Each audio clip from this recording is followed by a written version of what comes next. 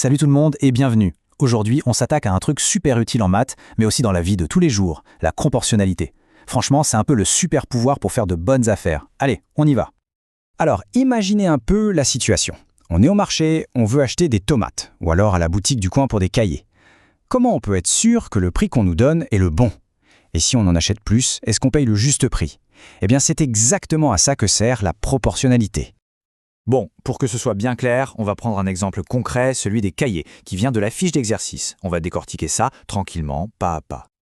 Ok, alors regardons ce tableau. On a un cahier, ça coûte 300 francs CFA.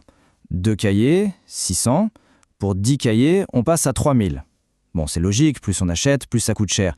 Mais la vraie question, c'est est-ce qu'il y a une règle, une logique derrière cette augmentation? Voilà, c'est ça la question. Est-ce qu'il y a un lien secret, une sorte de formule magique qui connecte le nombre de cahiers au prix final? C'est ce qu'on va chercher à découvrir maintenant. Et là, attention, on arrive au mot-clé de toute l'histoire, le coefficient de proportionnalité. Oula, ça a l'air super compliqué dit comme ça, mais en vrai, c'est super simple. C'est tout bêtement le prix pour une seule truc, un seul article. C'est vraiment la base de tout, le point de départ. Et donc, pour nos cahiers, ce fameux coefficient, c'est 300. Pourquoi 300? Parce que c'est le prix d'une seule cahier, tout simplement. Une fois qu'on a ce chiffre, 300, on a la clé qui va nous permettre de tout calculer. Et voilà notre règle d'or, notre formule magique si on veut. Le prix, c'est toujours 300 multiplié par le nombre de cahiers.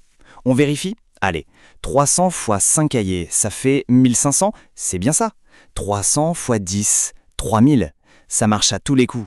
Voilà, c'est exactement ça, une situation de proportionnalité. Impeccable. Maintenant qu'on a bien pigé le principe, il est temps de passer à la pratique. On prend le premier exercice de la fiche, celui avec les tomates au marché. Allez, on le fait ensemble. Alors voici le nouveau tableau. D'un côté, le poids des tomates en kilos, et de l'autre, le prix. La question qu'on nous pose, elle est double. Primo, est-ce que c'est bien une situation de proportionnalité? Et deuxio, si c'est oui, c'est quoi le coefficient? Ok, pour résoudre ça, on a un plan d'attaque en deux temps.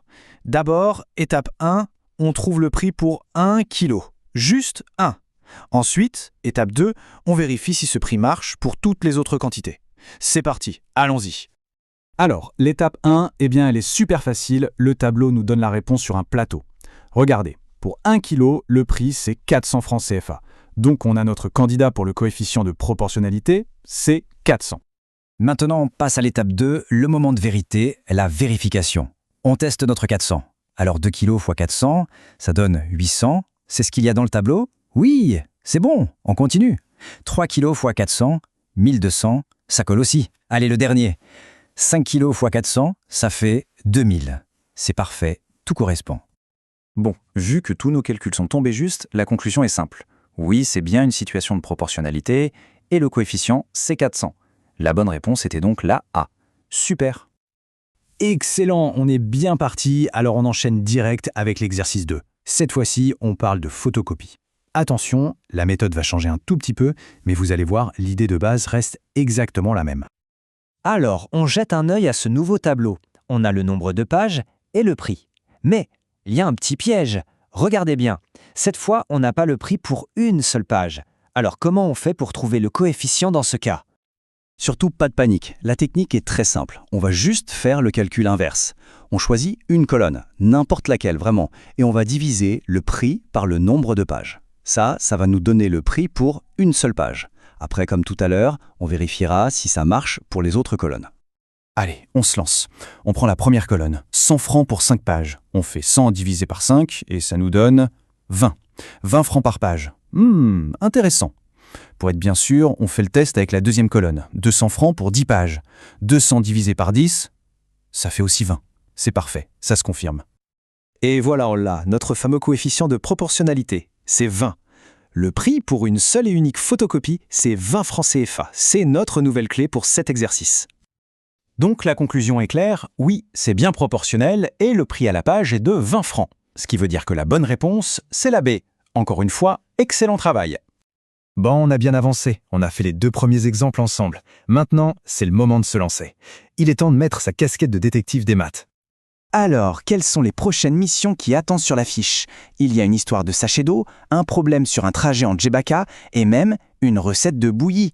Chaque exercice est une nouvelle petite enquête.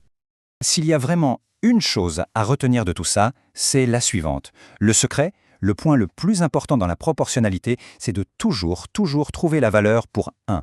Le prix d'un sachet, le coût pour 1 kilomètre, la farine pour une personne. C'est vraiment la clé qui déverrouille tout le reste. Et voilà, on l'a bien vu. La proportionnalité, c'est pas juste un truc de maths pour l'école. On la trouve au marché, dans les transports, quand on fait la cuisine. Bref, elle est partout autour de nous. Le vrai défi, en fait, il commence maintenant. Est-ce qu'on arrivera à la repérer dans la vie de tous les jours ? Le défi est lancé. Merci d'avoir été là et à très bientôt.